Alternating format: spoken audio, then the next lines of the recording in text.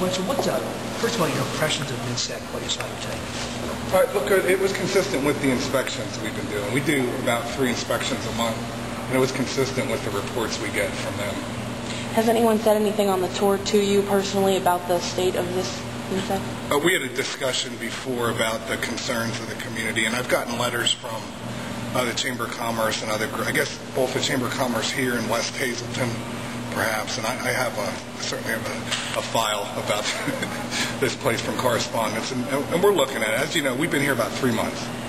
So I think one of the things, big picture for the state, community corrections is an important part of it. We need to make sure we're doing it right from our end.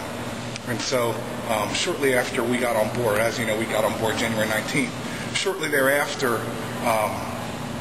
we were contacted about issues up here, and we met with the folks, and then I did an unannounced visit the next day, and not just to see what MinSec was doing, but also to see what the department was doing. And there's some things I felt like we could be doing better. Specifically at that time, and I'm going to say it was around the first week in February, only about a third of the individuals in here were from the area. And you know, community corrections, the important part of that is the first word, community, and that's a big C, not a little c. So that's an issue, and that I think probably contributed to some of the issues. Oh, you got it? All right. That probably contributed to some of the issues up here. So in our 3 months on board, that number is now 80% and climbing. The only reason it hasn't climbed faster is because you don't pull people out in the middle of programs, but certainly that's an important part. What about I think in a private operated facility like this, you have an opportunity at zoning, and the zoning opportunity is very unique because it's not someone in the state deciding if it's a good fit. It's the local borough council, or I'm not sure how Hazleton's organized, but if it's a borough, the zoning board, you have that local input to say, does this fit with what we envision for that area?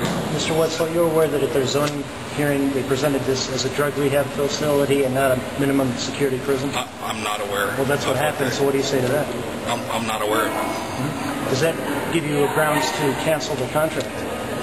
Well, I'm not, like I said, I'm not aware of that. If we have documented information, we'll certainly take any objective, documented information if there's issues, and that's really the approach we've taken as we move forward, looking at the data. Do you intend to review minutes from those meetings from the zoning hearing board? I mean, if someone provides it.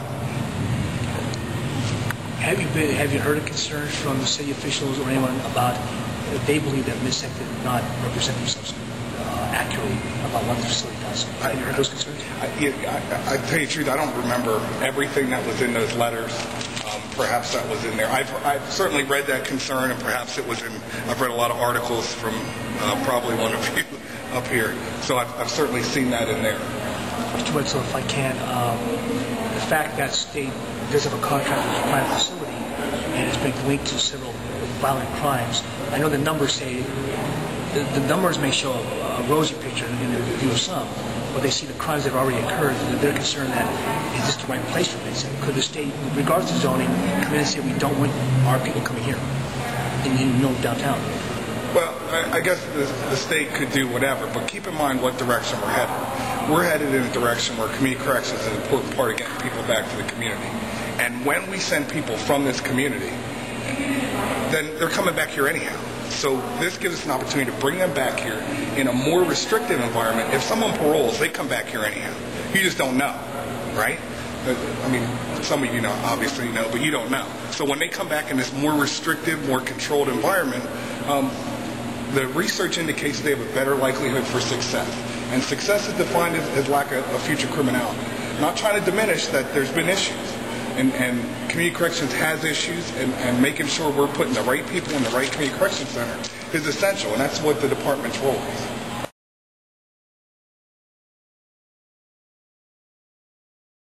We understand that that's an issue and that we're very concerned about, and the amount of criminal incidents with this facility that's one of the reasons why we're here, to take a first-hand look at the facility and see what we can come up with as far as not only just meeting with the folks here, but also possible legislation with our committee and maybe as well as the regulations.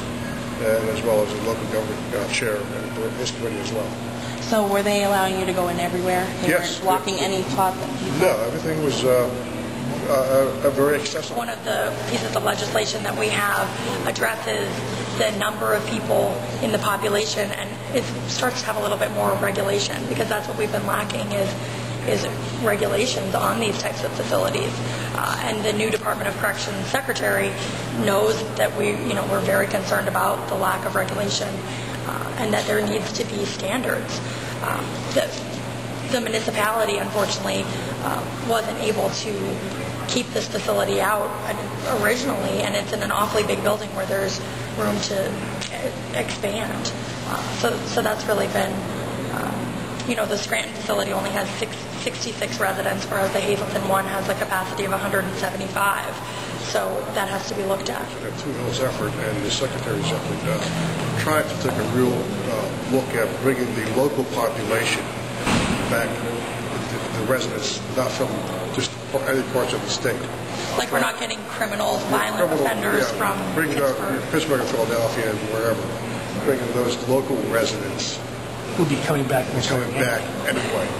And that's something that Toohil and the Secretary really, I think, are pushing to get done.